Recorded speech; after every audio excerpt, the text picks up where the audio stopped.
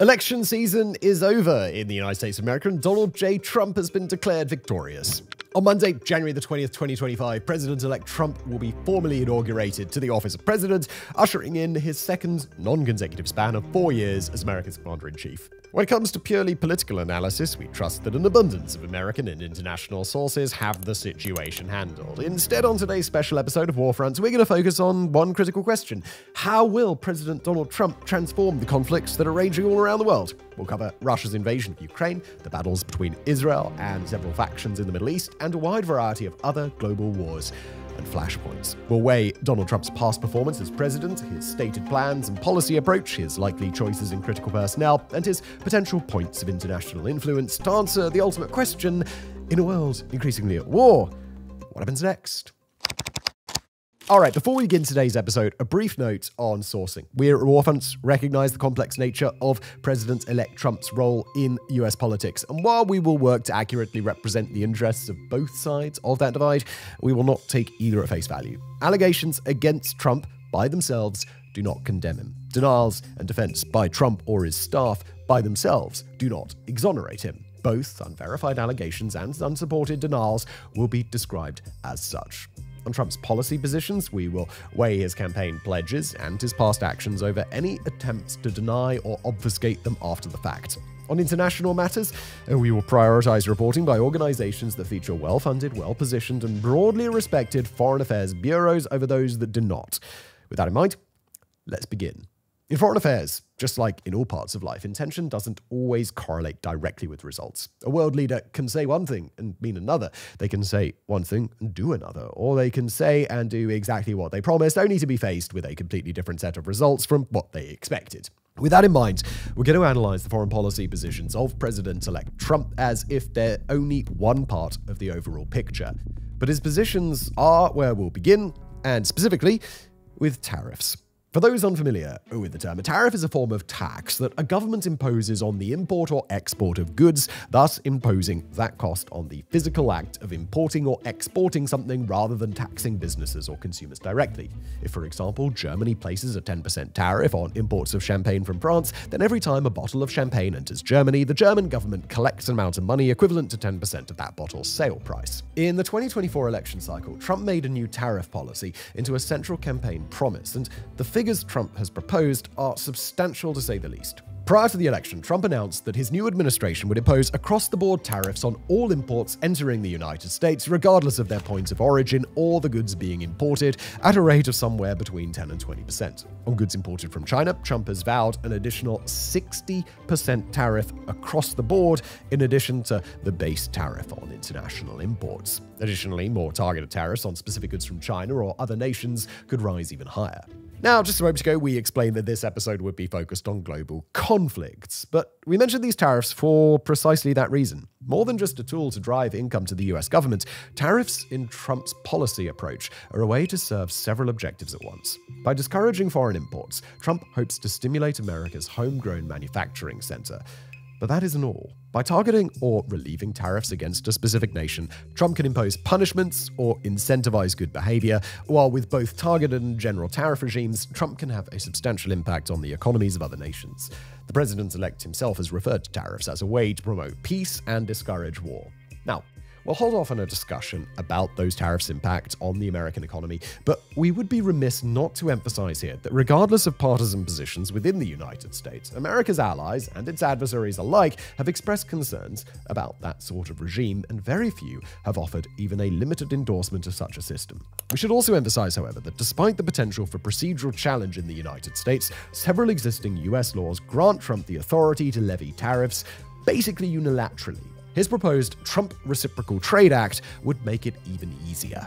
Moving on from tariffs, there are Trump's explicitly defense-related positions to consider, starting with his views on the NATO alliance. During campaigning events, Trump has indicated that he intends to address and potentially work to alter, quote, NATO's purpose and NATO's mission. He's asked for reimbursement by Europe for nearly $200 billion worth of money sent to Ukraine and cut NATO funding during his previous tenure.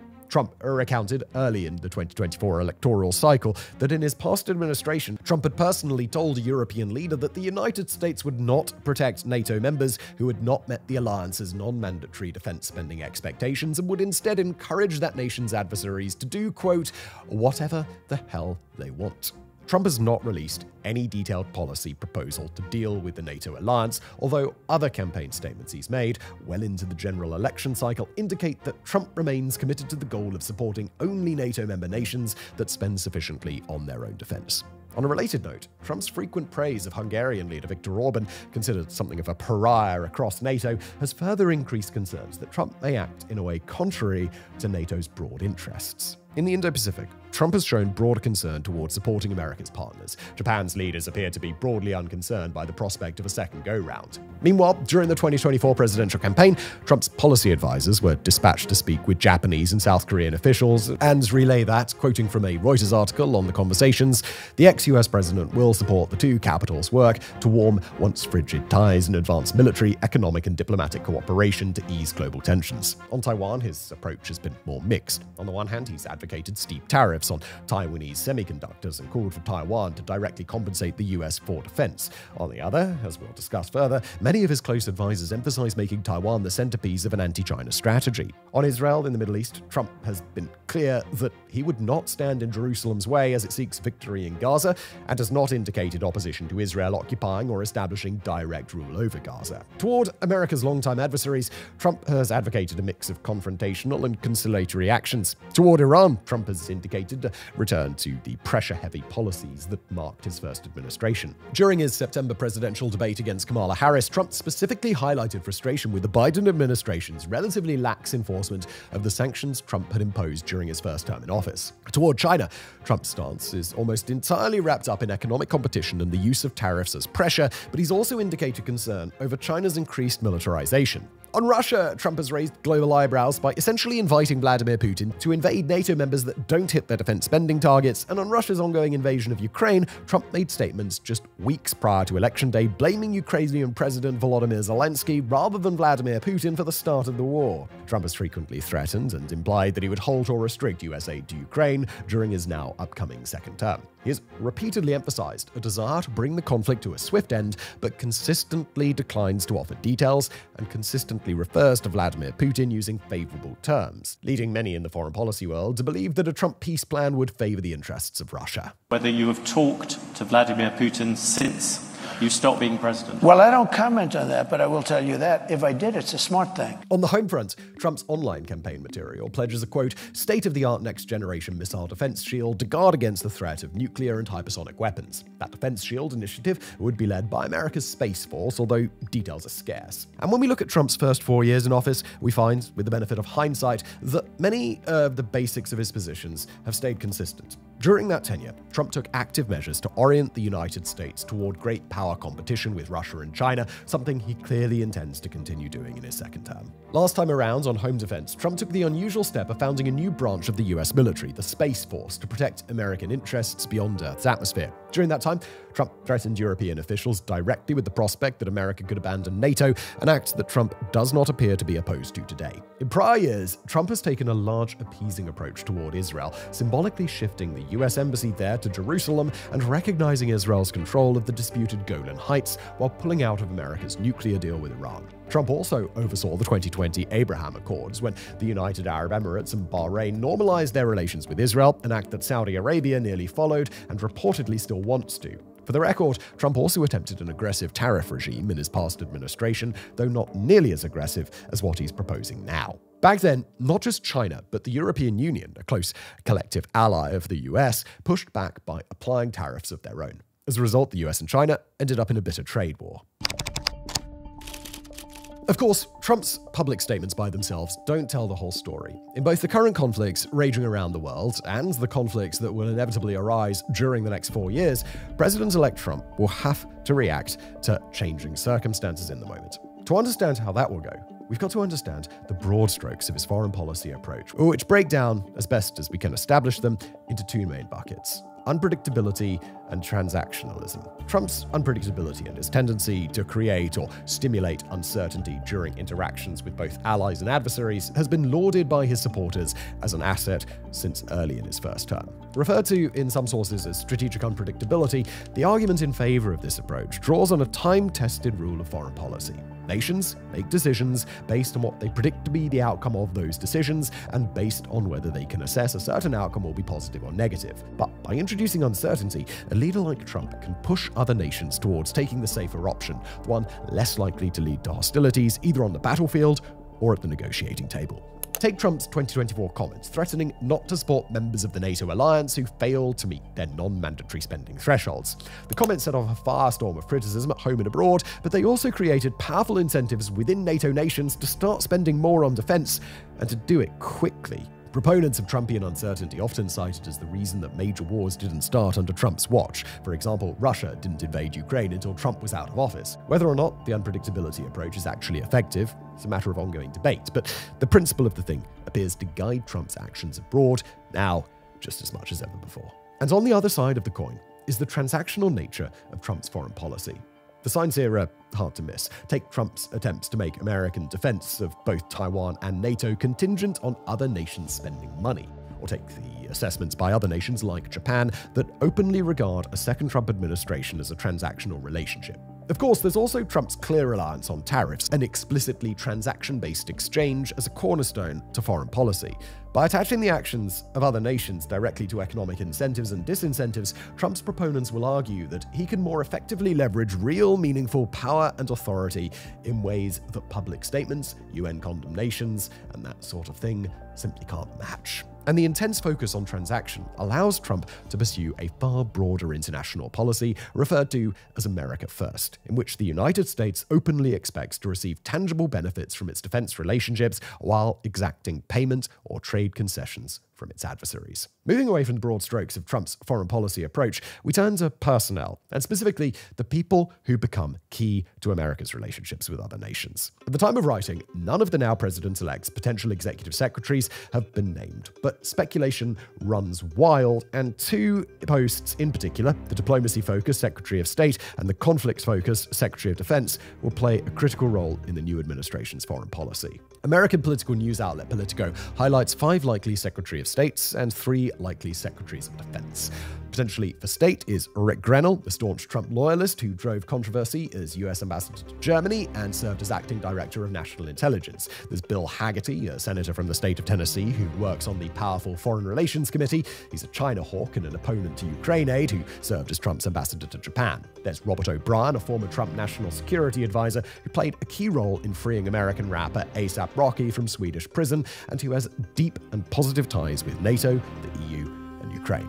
There's Senator Marco Rubio, a hardline voice on matters relating to Cuba and Iran, but who's tried to bridge the gap between Trump and the importance of support for NATO and Ukraine. Finally, there's Representative Mike Waltz, a former Special Forces soldier who's taken positions in favor of US aid to Ukraine and against Chinese interests. On Politico's Secretary of Defense list, Waltz shows up once again. Joining him are Senator Tom Cotton, an Iraq and Afghanistan veteran who's been in conversations for the post since Trump's first term, and Mike Pompeo, who served as head of the Central Intelligence Agency and Secretary of State during Trump's first tenure. Cotton is regarded as a war hawk and has consistently endorsed proactive sanctioning and military action. Pompeo is staunchly pro-Taiwan and anti-China and has called the Russian invasion of Ukraine a, quote, planned genocide, and endorses the idea that Israel has a biblical claim to the territory of Gaza and the West Bank. One other name to take note of is Robert Lighthizer, Trump's former United States trade representative in his first term.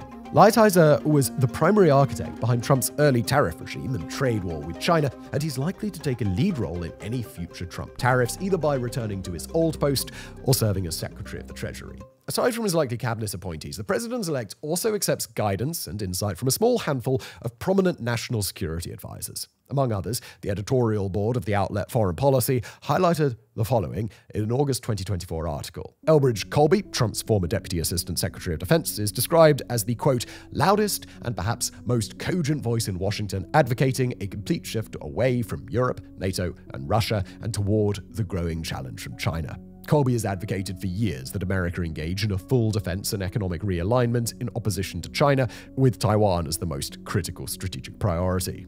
Fred Fleetz, former chief of staff of Trump's National Security Council, drafted a peace proposal between Russia and Ukraine that advocated direct pressure against both sides, threatening Ukraine with US aid cutoffs for non-compliance and threatening Russia for the same offense with all-out military support to Ukraine. Keith Kellogg, another former National Security Council chief of staff, worked on the same peace plan and supports a relationship to Ukraine and NATO that both fundamentally upholds both but leverages aggressive negotiating tactics against both to ensure they fit with American expectations. Kash Patel, a Trump-era intelligence advisor and counterterrorism director, has been repeatedly highlighted as a potential director of the CIA. Lastly, Vice President-elect J.D. Vance has advocated a peace plan deeply unfavorable to Ukraine, including an agreement never to join NATO, and agrees with the drive to frame China as America's preeminent security threat. Finally, like with any other person assuming the mantle of national leadership, President-elect Trump's actions will be informed by his connections to people outside US politics.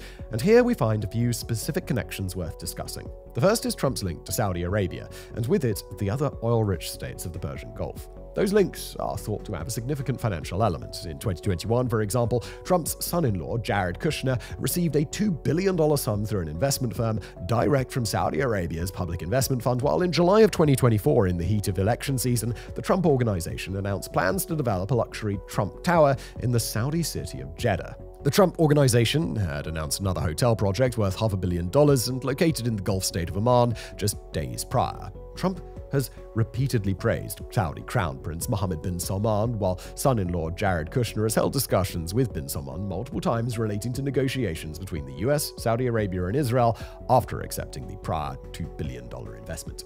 Also important are Trump's links to Russian President Vladimir Putin, where not one, but two bombshell stories dropped in the waning weeks of the 2024 campaign cycle. In the first, via a book by famed biographer Bob Woodward, Trump is alleged to have had as many as 7 direct phone calls with Putin after having left office after his first term.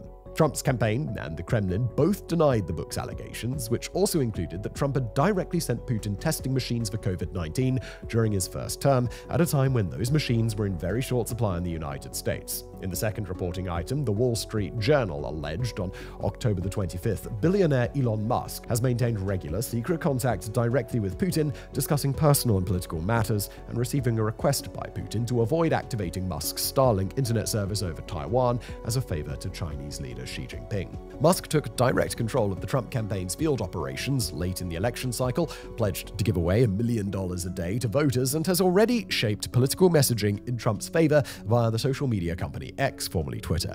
In exchange, Trump has announced plans to grant Musk control over an efficiency commission with auditing powers over the entire US government, a plan that already drew concern before the possible extent of Vladimir Putin's influence over Musk was revealed. The Wall Street Journal report claims that Musk and Putin's regular conversations have been confirmed by American, Russian, and European sources. With a grand view of Trump's policy proposals, past incumbent record, and points of influence all considered, we can now turn to the matter of forecasting how the world's important conflicts may evolve and what other conflicts may pop up during Trump's second tenure. And we'll begin, of course, with Ukraine. Trump has been consistent in his focus on establishing a quick, tolerable peace between Russia and Ukraine. He strongly implied that a peace that demands difficult concessions from Ukraine, including the long-term loss of major stretches of Ukrainian territory, would be preferable rather than continuing the war at all. As such, American overtures toward both Russia and Ukraine will likely begin shortly after inauguration, and under the circumstances, both sides are likely to come to the table. For Russia, we acknowledge Trump's consistent praise for Russia's leader, the lack of voices in his own orbit that would advocate to push Russia out of Ukraine, and the dual allegations of continued conversation between Trump and Putin, plus the alleged closeness between Putin and Trump ally Musk. Those factors, taken together, suggest that the Kremlin would have reason to believe Trump would offer favorable conditions for a peace. On Ukraine's side, Trump has been abundantly clear that restrictions or a complete cutoff of Ukraine aid is possible. As a result, Ukraine can either choose to continue fighting a battle that would quickly become untenable and potentially suffer total defeat, or swallow an unfavorable peace at the negotiating table. The precise terms of such a peace are unclear, but we can at least take a few educated guesses. At a minimum, Ukraine's territorial concessions would likely include most of the territory Russia currently controls, including the vast majority of Donetsk and Luhansk oblasts and a stretch of territory that covers the land bridge to the Crimean Isthmus. Ukraine would likely have to relinquish control over the 700 captured square kilometers of Russia's Kursk region that it currently holds, although it may gain a minor concession in return, pushing Russia out of a small pocket of land it controls north of Kharkiv. Russia may demand more, possibly including full recognition and control for the 4 Ukrainian territories it annexed back in 2022, not just Donetsk and Luhansk, but Kherson and Zaporizhzhia. Crimea would also be included in any such deal. Putin has repeated these demands as recently as mid-2024. Other likely Russian demands would include a pledge from Ukraine and/or NATO to permanently prevent Ukraine's accession to the bloc, a repositioning of Ukrainian troops away from the front lines, and possible restrictions on Ukraine's future military development. The removal of Western sanctions against Russia may also be on the table. As for Ukraine, every element of Volodymyr Zelensky's September 2024 victory plan would likely go out the window. Although Ukraine would likely demand concessions in its own favor, it's not clear that any of those concessions would be heard. As we've expressed previously, transactionalism is central to Trump's approach to policy, and in a situation in which Ukraine has little to offer and little ability to make credible threats, its bargaining power in a transactional arrangement is severely diminished. Ukraine would likely remain a sovereign nation, but any attempts to secure major concessions on Ukraine's behalf for reasons other than tangible benefit to the United States will most likely be absent. As for what happens after such a peace accord, that's something more of an open question. Although Trump himself has historically shown little interest in proactive nation-building, his American advisors tend to agree in the broad value of upholding the NATO alliance, and even if Ukraine is excluded from membership, it could have some practical value to the United States. If a peace accord does not include explicit controls on Ukrainian militarization, the United States may decide to engage with Ukraine as a military partner, procuring US-made equipment or sending US equipment to other NATO nations so that their kit can make its way to Ukraine. Such a deal would both help deter Russian aggression in future years and provide direct transactional benefit to the United States by stimulating America's military-industrial complex. On the other hand, any arrangement that benefits Ukraine would likely face pushback by Putin, and where Trump is concerned, it's unclear how impactful Putin's input may be. On Israel's conflict with Iran and its proxy forces, Hamas and Hezbollah, Trump's positions are no secret. While Trump has previously expressed some animosity towards Israeli Prime Minister Benjamin Netanyahu after Netanyahu acknowledged Trump's electoral loss in 2020, Trump's positions and his past actions as an incumbent have overwhelmingly favored Israel. On the war in Gaza, Trump has advocated a swift end to the conflict, but not via a ceasefire. Trump has indicated distaste for the optics of Israel's long-running invasion of Gaza, previously stating publicly on Netanyahu and the Israeli government that, quote, they've got to finish what they started, and they've got to finish it fast, and we have to get on with life. But any restrictions on the use of force by Israel or any efforts to ensure protections by Israel toward Gazans have been absent. As a result, it's not unlikely that Trump may place pressure on the Netanyahu government to at least modify its operations in Gaza, but probably not in a way that would constrain the use of force. During his 2024 campaign, Trump pledged to cut off all US aid to Palestinians if re-elected, and urged other nations to do the same. He has pledged to bar Gazan refugees from the United States, and he's drawn many millions from prominent donors who advocate the demolition of the Palestinian West Bank. While these statements don't directly lead to a specific vision for Gaza, they do indicate a willingness to stand aside for Israel. Neither Trump nor his close allies have given any indication that they would prioritize reconstruction in Gaza, oppose an extended Israeli military occupation there, or even oppose the establishment of Israeli settlements there. His son-in-law's comments on the potential value of, quote, waterfront property in Gaza certainly haven't helped those perceptions. In that case, however, and after more than a year of brutal war, it is unlikely that low-grade hostilities by Hamas or other Gazan resistance groups would actually stop. With regard to Hezbollah, Trump has been significantly more vague, making only occasional comments on the Israeli-Hezbollah conflict and referring to it at one point in early October as being similar to, quote, two kids fighting in the schoolyard. But Trump and Hezbollah's major backer, the Islamic Republic of Iran, have a relationship that is firmly adversarial in nature. In his first term, Trump's so-called maximum pressure approach to Iran included the scrapping of a landmark nuclear deal, plus crippling sanctions on oil exports, banking, shipping, and more. Trump has sharply criticized his success of softening those restrictions. Trump has made statements suggesting that a new nuclear deal could be possible, but almost certainly on terms less favorable to Iran. The relationship between the two countries is further complicated by Trump's 2020 assassination of Iranian General Qasem Soleimani and Iran's apparent attempts to solicit the assassination of Trump or one of his close allies in retribution. But when discussing such an explicitly transactional foreign policy actor, it's worth asking whether there's one transaction that can overrule all of the others. And in this case, there is. Both via his Abraham Accords in his first term and in public statements since, Trump has been a strong proponent of normalization between Israel and the oil-rich nations of the Persian Gulf, especially Saudi Arabia. The Saudis, again, also share a clear financial relationship with Trump. As part of those normalization efforts, however, Saudi Arabia or other Gulf states may ask for specific policy actions: reconstruction in Gaza, the establishment of a Palestinian state, action toward Iran, and more. Trump appears to prioritize normalization efforts much higher than specific policies on Israel's wars with Iran or its proxies.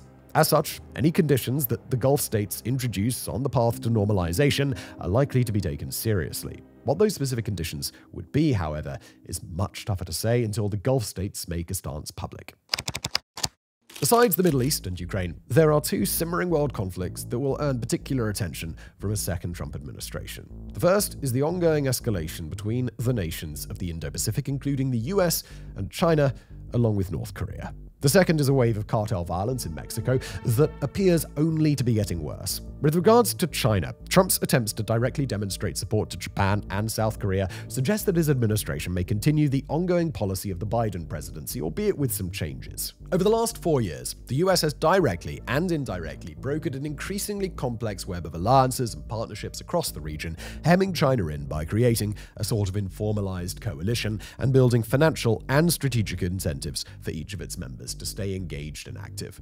Trump's choices in advisors suggest that Taiwan will probably remain the ultimate flashpoint between China and the US, despite his past statements that Taiwan should pay directly for defense from the US, which, to be clear, may simultaneously become another point of negotiation. His tariff policies, already severe in his first term, are set for a rapid expansion into a new and more comprehensive trade war. How Trump would react to Chinese expansionism in the South China Sea, that's harder to say, but there seem to be two main possibilities. On the one hand, Trump could use existing flashpoints like the Philippines' ongoing naval confrontations with China to create a sort of red line to further expansion. That way, Trump could confront China there and daring Xi Jinping to try and push his luck.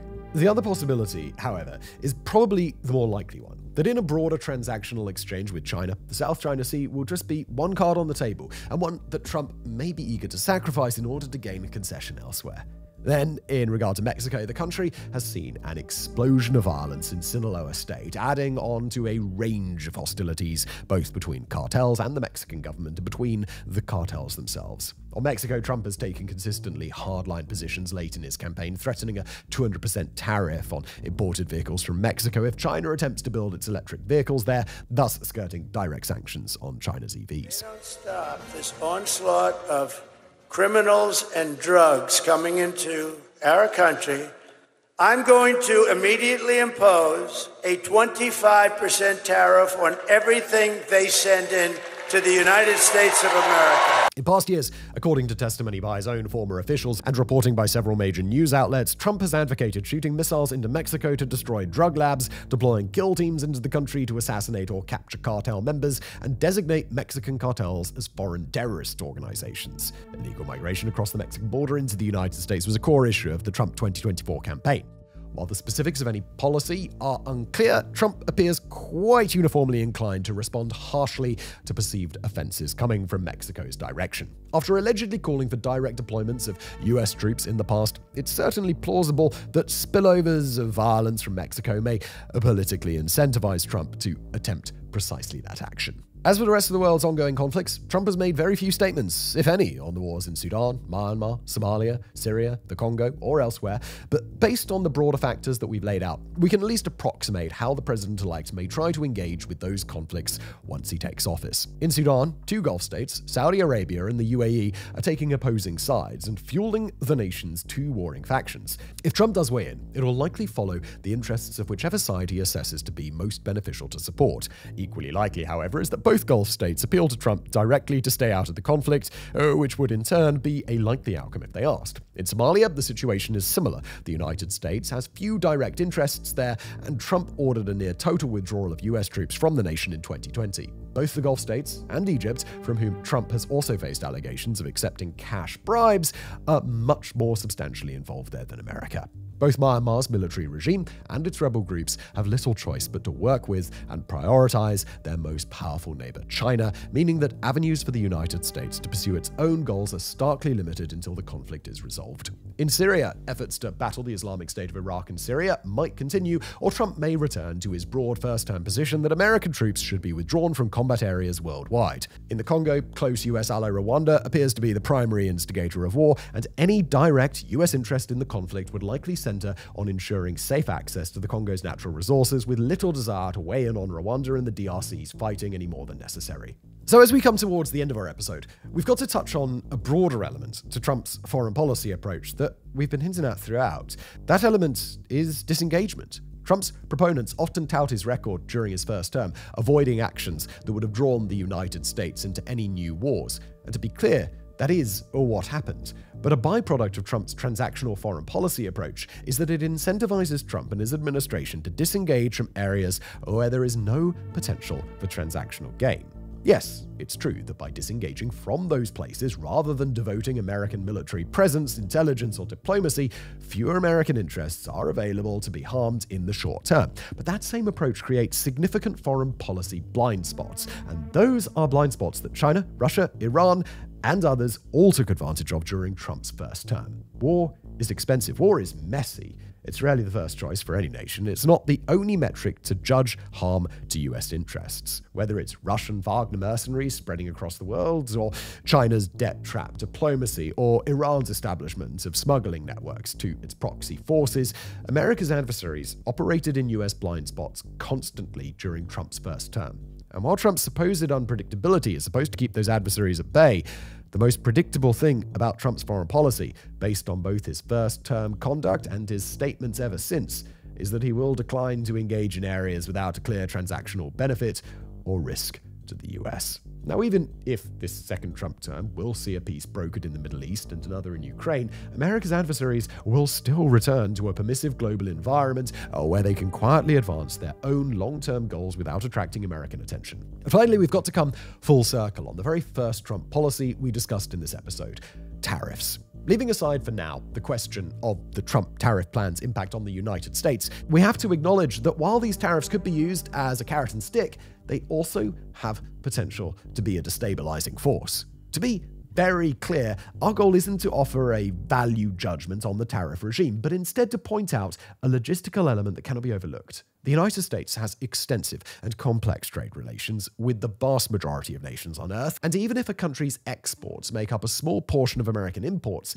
the value of the trade relationship for that host country can be far more substantial. The problem here is that in order to ensure that a tariff regime doesn't become a destabilizing force around the world, it would have to be carefully calibrated. That means going nation by nation and often import by import to ensure that the effects don't become ruinous for America's own trading partners. To invest enough government resources to monitor other nations' economies that closely would require a level of government oversight and bureaucracy that Trump's own statements indicate he wouldn't endorse. But to impose a tariff regime this extensive without that critical oversight could quickly become a recipe for disaster around the world. A sudden loss of a large part of the export economy in any nation is a massive problem. It can quickly lead to mass job loss, recession, and with it, popular discontent. When nations experience profound and long-lasting discontent, they become more likely to breed more extreme or even more violent opposition movements. They become more likely to turn away from America, the source of their hardship, and into the arms of nations that the US may consider adversarial.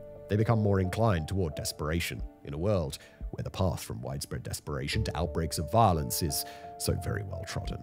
In real-world terms, such a process would risk undoing economic recoveries across many nations as those nations struggle to rebuild after the turmoil of COVID's economic disruption. It would risk creating pressure points in various nations that America's adversaries, particularly China, Russia, and Iran, can take advantage of, using disinformation to fuel populist anger and driving political change that helps them in the long run. It could very easily lead world nations into an ongoing initiative by Russia to try and move the world away from the US dollar, and in countries where polarization and extremism are already high, it could very well lead to war. The argument here isn't that Trump's tariff policy is intended to drive the world into turmoil, but actions have consequences, and even plans that are intended to economically benefit the United States have the potential for unintended and destructive consequences abroad. Those consequences, in turn, pose a risk of coming back to harm even America's interests in the long term. We explained it at the outset, and we'll emphasize it again. This analysis of President-elect Donald Trump's coming second term is rooted in the past actions, claims, and policy positions of Trump himself. Once he takes office, it'll be up to Trump and those around him to guide the United States through his term as they see fit. They will face challenges, they will enjoy successes, and they will find themselves dealing with circumstances that one way or another nobody could imagine today. But for the world's most powerful nation, it'll be the man at the helm whose final say will dictate an outsized proportion of how the next several years will go. We'll be here to cover and explain what comes next, and we hope you'll join us. Thank you for watching.